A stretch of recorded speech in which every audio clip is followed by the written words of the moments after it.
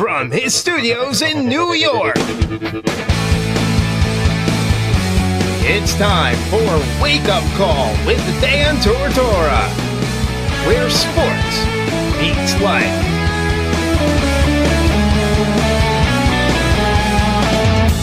Here's your host, Dan Tortora.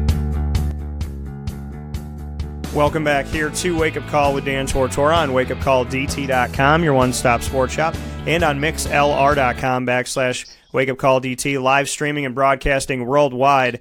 And appreciate you all for tuning in to the show. Very thankful to be able to travel around the country and the world with these interviews and to bring people on. And Zion Jackson is somebody who is here with me right now. It's his first time on Wake Up Call with Dan Tortora. He's a 2020 incoming college football wide receiver and coming out of Seminole in Sanford, Florida. He's got a bunch of offers. They include Cincinnati, Marshall, Maryland, Nebraska, North Carolina, South Florida, Central Florida, Florida International, Kentucky Liberty, and Syracuse University. So he's here on the show to talk about that and so much more. Zion, how you doing today?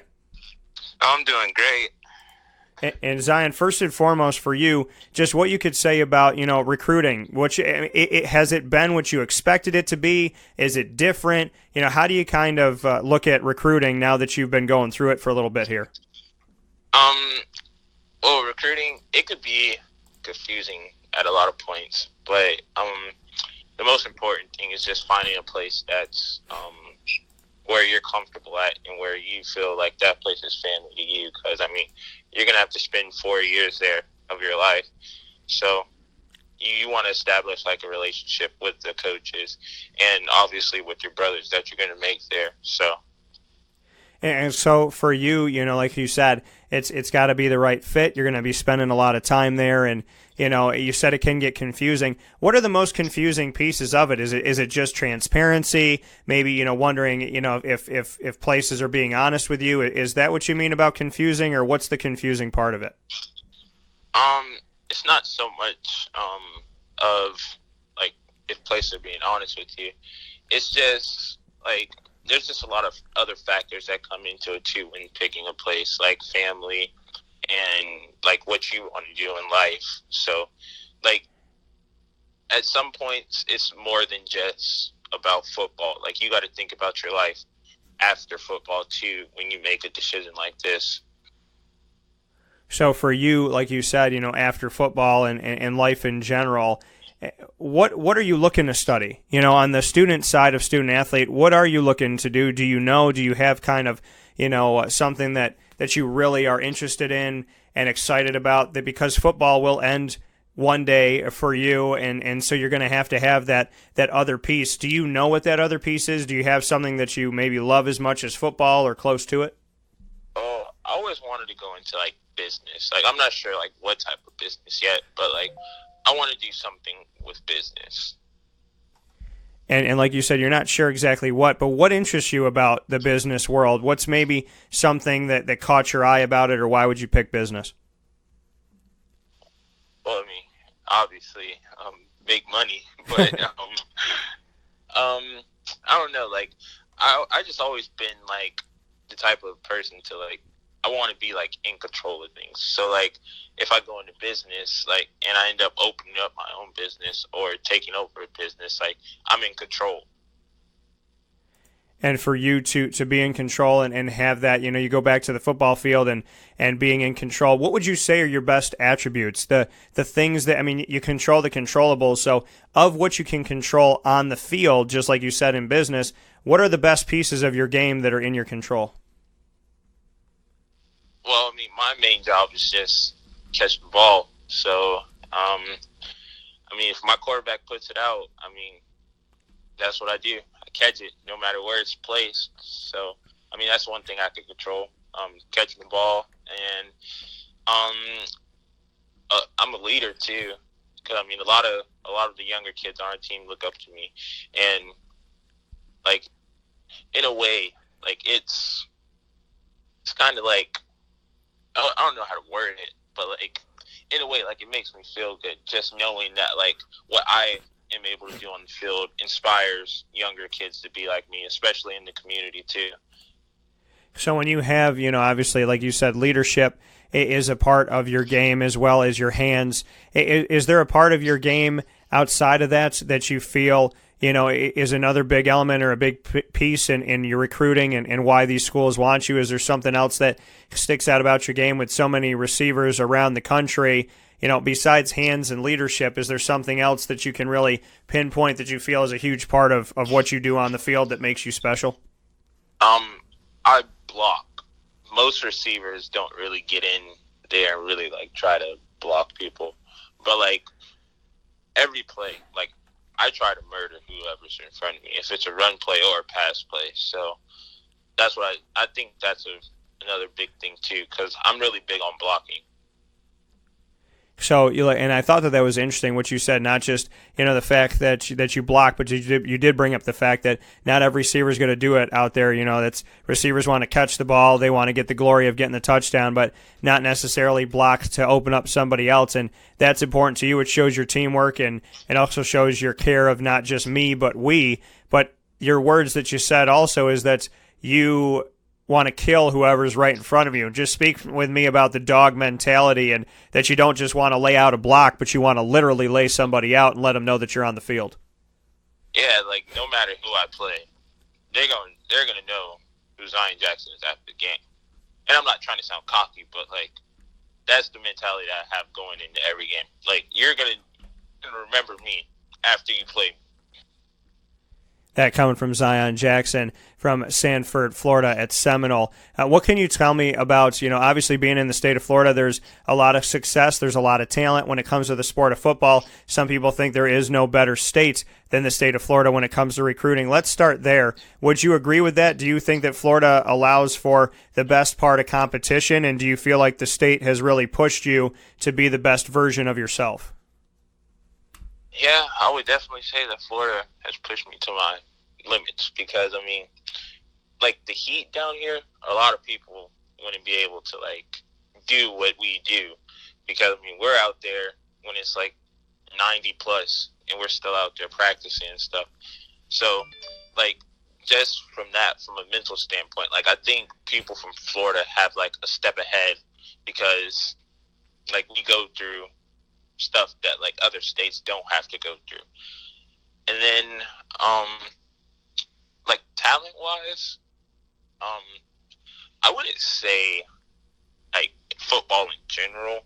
I would say skill positions, yeah, but O linemen and stuff, you can find those boys anywhere. You just gotta have a dog to be O lineman. But for you, for the skill positions, you feel like at wide receiver, as one of those as an example, that the state of Florida really is a special place for that, in your opinion? Yeah, for sure. We have a lot of events too, where 7-on-7s, for example, we host a lot of events like that in Florida. So, we get more experience at receiver or skill positions than in my opinion in other states. And so you're inside of the state of Florida, you're at Seminole. What can you tell me about Seminole? Speaking here with Zion Jackson, 2020 wide receiver coming in for college football. What is special about Seminole? What's special about your area of Sanford, Florida? How has being there made you a better player, whether it be the coaching staff or your teammates or who you go up against? What can you say you can give some credit to at Seminole for? What has Seminole done to make you better? Seminole, it's been unbelievable, especially the community. The cool thing about the area that Sanford is in, everybody knows everybody. So in this city, you have unconditional support, no matter who it is. And even the coaches know the people in the community, and so on and so forth. So it's just, I don't even know how to explain the unconditional love that Sanford has shown me and my team. And another big thing about our area, everybody on our teams, we all played together since we were 6. So we all have the chemistry to play with each other. I know what my what my brother could do on the field, and he knows what I could do on the field. So, like, we do stuff, like, according to that. Like, I do something to set up my brother to get a touchdown, and he does something to set me up to get a touchdown. So, and to have that relationship and that connection, obviously important to show about the team. And I want to speak with you about that, Zion. You know, we live in a world where there's a lot of me going on, a lot of me in society. How can I advance? How can I be, you know, in the spotlight? You're talking about I set my brother up, he sets me up. Just to speak on the importance of teamwork to you personally and why it's important to not just focus on yourself, but to focus on everybody that is wearing the same jersey on the field with you at any given time. Well, to me, football is the ultimate team sport. I couldn't do what I do without my O-line, of course, and my quarterback, and even, like, the stuff in the background, like my coach throwing passes to me at practice or running little drills. Like, people don't really think about it, but those things really take effect when you put it into play. So, I mean, I never really have a me mentality. Like, whatever we got to do to win the game, and if it's me scoring or my brother scoring, it doesn't matter to me. I mean, I just want to win. That coming from Zion Jackson, 2020 wide receiver. I want to speak on some of these offers. You did have a commitment to UCF. Just bring me into what's going on with UCF, with Central Florida, just kind of your overall thoughts on that. You were verbally committed, and now you have an open recruitment here. Just bring me through the process and what happened with UCF and maybe where they stand now. Well, first, I was verbally committed there, and then I just felt like the communication wasn't there, so we kind of parted ways. But I mean, the relationship is still there, and we always had a relationship because they're one of the first schools that really started recruiting me. And since it's so close to home, and some of my former teammates play there, like, I'm there pretty often. And I mean, I'm still pretty fond of UCF, but I mean, we'll just see what happens. So for you to look at that, you know, like you said, we'll see what happens. You were verbally committed, but you weren't, you know, the communication wasn't there. Does UCF still have an opportunity with you? I mean, is it kind of something that maybe fizzled out, or do you feel like maybe they're trying a little bit more now? Is there still a chance for UCF in your recruitment? Oh, yeah, there is a chance for sure. I mean, like what I said earlier about, like, family and stuff, like, it's close to home. They're an up-and-coming program. They're doing big things. So, I mean, I don't know. We'll just see what happens. So you have Florida International, you have UCF, you have South Florida, all in the state of Florida that have given you an offer. What can you say about that? I mean, obviously you're playing in Sanford. You're not that far out of Orlando, which is by UCF. And then you have FIU and you have South Florida out in Tampa. Your thoughts on the Florida schools in general? We talked about UCF, so let's discuss FIU and South Florida and just what you think about being offered by these two schools in your state. FIU, that's a really cool offer because, I mean, it's in Miami, really big city. There's a lot to do in Miami. And, I mean, it'll be a fun place to play. But, I mean, right now I'm not really, like, set, like, on a school or anything right now. But USF, that's an interesting place. Like, I don't know how to explain it. Like, it's a cool environment, and they're really big on running the ball, though. No, go ahead. So, I mean, it's just, right now the plan is just take it slow, take some visits, and see where it goes. So where would you like to, or have you set up any visits at this point? I'm planning on coming up to Syracuse after the 24th. So towards the end of the month, and then I'm supposed to get up in Maryland because some of my family went to Maryland. So, I mean, that would be a cool place to visit because just seeing like where my family went and stuff. And then I'm supposed to go up to Florida. So I might make a trip to Kentucky. So for you, you mentioned Florida and Kentucky and Maryland and Syracuse. I want to get to each of these. Why go visit Kentucky? What do you like about Kentucky? I know you got an offer from them. What are your thoughts, your connection with Kentucky that would make you want to take a trip there?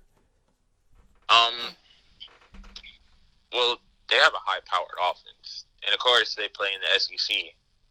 So, I mean, that's like some of the best competition that you're going to see. And I'm really big on competing. I like to challenge myself.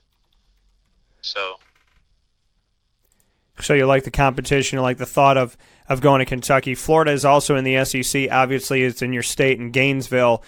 They have not offered yet, but what is the relationship like with Florida? You said you might go visit there. Do you get a notion that they could be offering you? Have you built a bridge? Is there a relationship with Florida yet? Kind of bring me into the Florida Gators and their connection to you, if there's a connection there so far.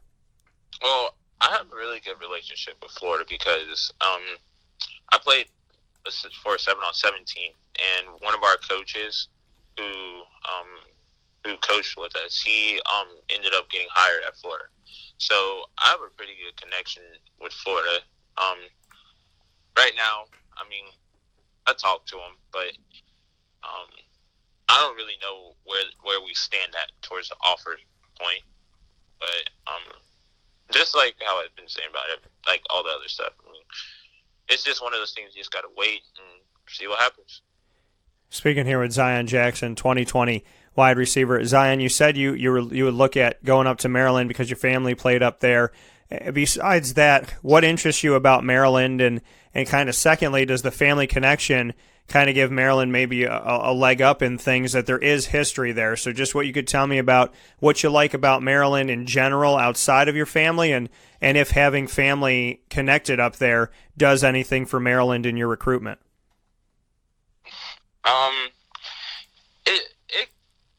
I wouldn't say a leg up because I'm not going to just put one school above other schools when I haven't visited other schools yet. But it is a big factor for me that some of my family played up there. And I mean, they're another up and coming program. They play in the Big Ten, so I mean, there's good competition there too.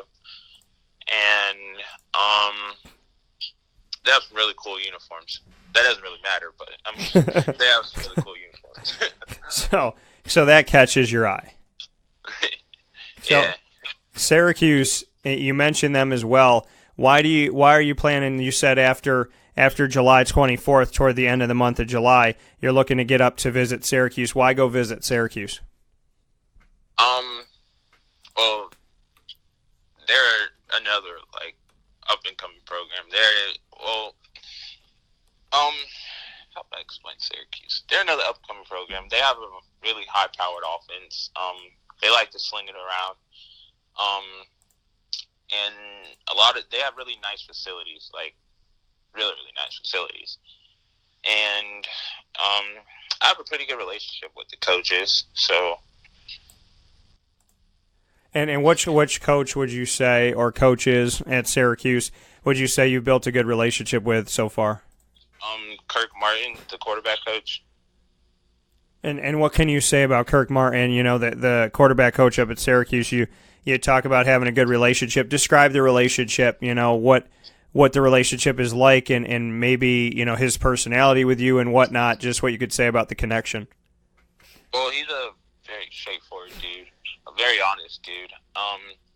He's reliable because some coaches you text them, they don't get around to texting you back. But if I text Coach Martin, he answers. So it's, and I feel like I could talk to him about anything too, just not football. So you feel that connection. You feel the fact that you could go beyond football with him. What are some things you talk about in life outside of football with Kirk Martin? What are maybe some of those things that mean something to you that he'll talk with you about outside of football? Well, I know I could talk to about family with him because I don't know, my family's kind of I've been through a lot with my family, so I know I could talk to him about that. But that's the biggest thing for me with recruiting, just making sure my family is all set with what I want to do and make sure we're on the same page. So that's a really big thing for me. And you said you've been through a lot with family. What has some of that adversity taught you? How has it made you a better person? Not just a better football player, obviously, but a better person. Just what you can say about your personal adversity and how that's made you elevate yourself. Well, I've seen a lot of adversity in my life. What it taught me is just no matter what happens, just control what you can control, and no matter what, be the best person I could be, no matter what's going on. So, it's just all the adversity in my life, it taught me to channel my pain into football. And you said channel what into football? You cut out with us for a second. To channel my pain into football. And how has that worked out for you? Do you feel like football has been released for you? Do you feel like you've been able to take your pain and turn it into something positive? Oh yeah, for sure. When I was talking about the community earlier, I used all the pain in my life to do what I do on the football field, to motivate little kids in the community to be something in life. Because, in Sanford, there's not really much in Sanford.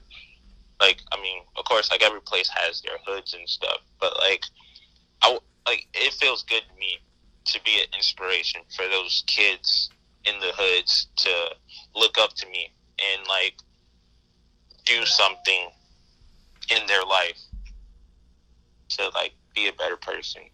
So that coming from Zion Jackson here on Wake Up Call with Dan Tortora, 2020 wide receiver. You talked about the connection, and you've been talking about people and the community and bringing people together and family and getting on the same page and having someone be receptive, and that matters a lot to you.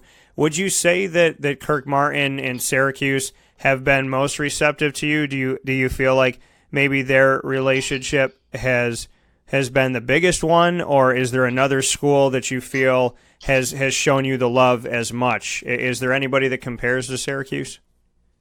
Well, UCF, of course, because I'm there a lot, and they know everything that's happened within my life, and a lot of my former teammates play there, so they're a really big one for me too. And Kentucky's kind of there too. Me and Coach Henshaw have a pretty good relationship. And for you, as you move forward, Zion, I do want to play something fun here before we get out of this, but when would you like to kind of make the decision? You were verbally committed to UCF.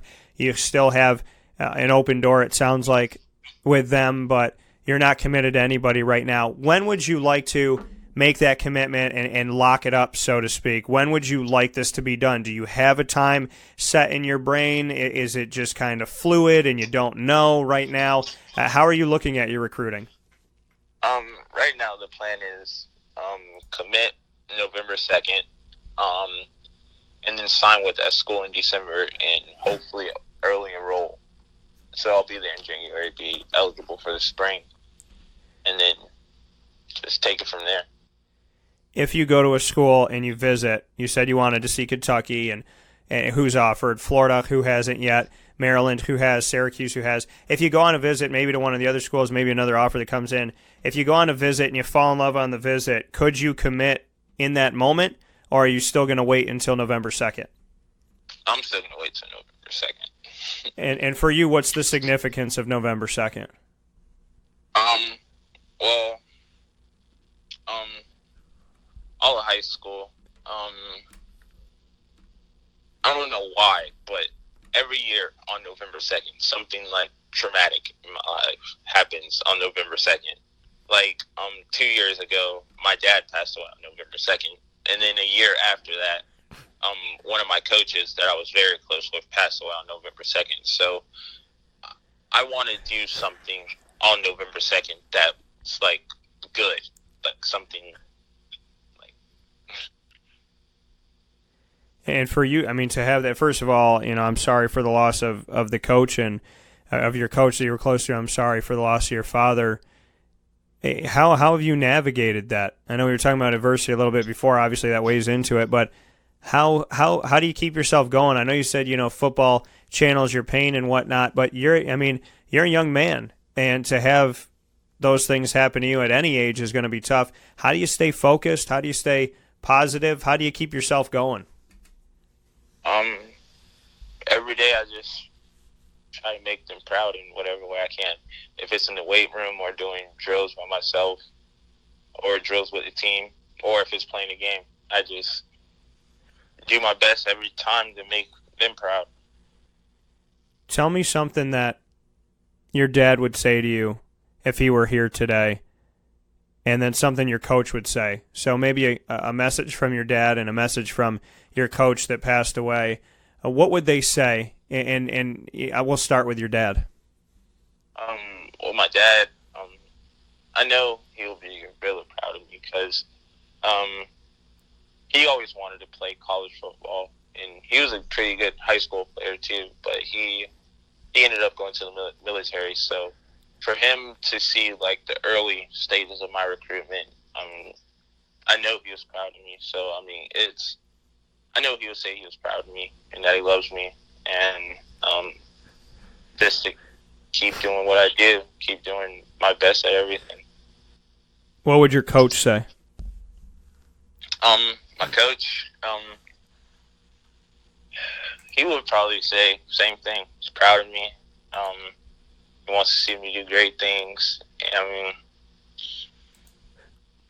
just keep doing what I do. I mean, I do it for them, so. That coming to us, and Zion, thank you for sharing that. Zion Jackson, 2020 wide receiver, and speaking on his father and one of his coaches that are in heaven watching over all of us and undoubtedly watching over you and helping you in everything in life. So, you know, Zion, before I let you go, I want to jump into something called Rapid Fire. Been doing it for years here on the show. I get to put you on the hot seat. It's got nothing to do with football. I'm going to ask you 3 questions, but in fairness, I don't know any other broadcaster that does this. I'm going to let you ask me 3 questions. So I have to answer your questions, and you have to answer mine. So we're both on the hot seat. I'll ask my 3, then you ask your 3. Are you ready to play? Yeah, I'm ready. All right. My first one to you is, if you could only eat one food for the rest of your life, what food would it be and why? Oh, seafood for sure. Okay, why? I don't know. Like, it's just always satisfied me. Like, it's just like the taste of it, just the texture. I don't know. All right, so seafood's got it. My second one for you is, where is your happy place? Where is the place where you feel like you are most content and most relaxed? On the field, of course. When I'm on the field, like, it's like nothing else in life really matters at that moment. I'm just engaged, focused on the game, practice, whatever it is.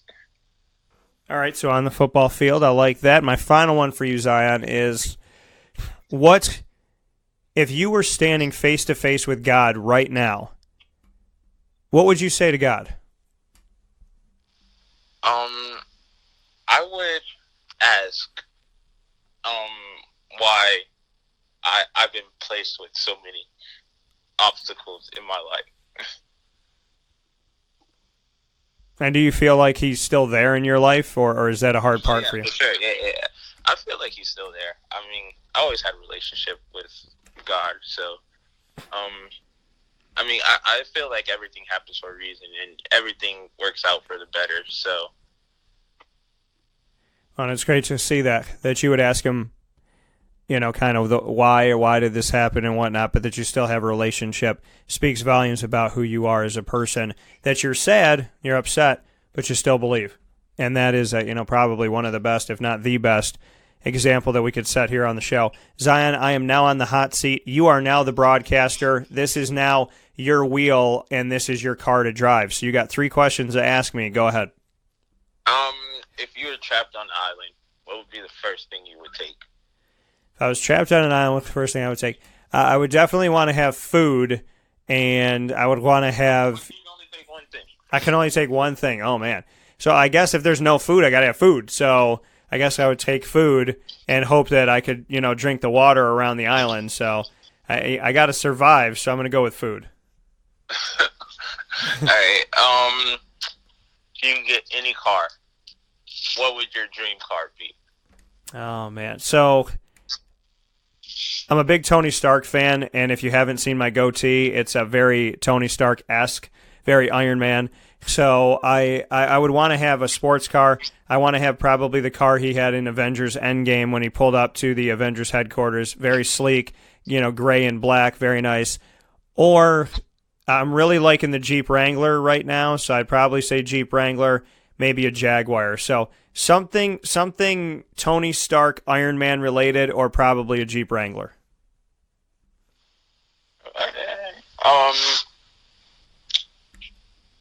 I don't even know what to ask next.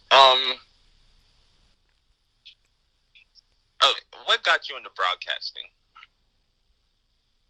I have always had no problem talking with strangers and, building up a conversation.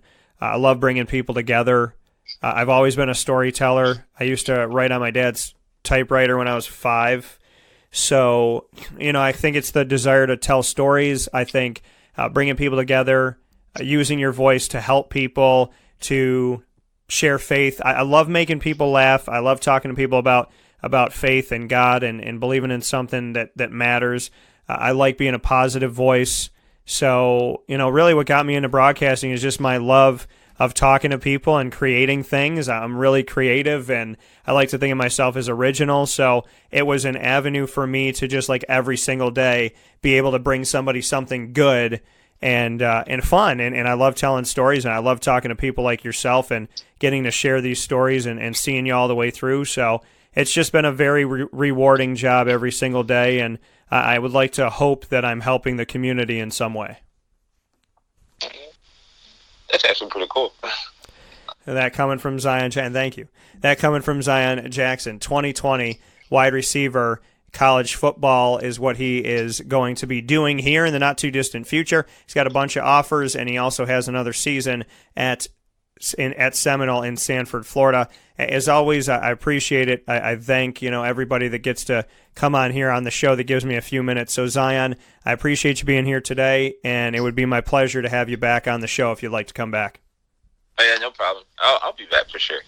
All right, that coming from Zion Jackson, man. So cheers to a good November 2nd this year, and we'll be talking before then. And in the meantime, God bless, and I look forward to talking with you soon. All right, same to you too.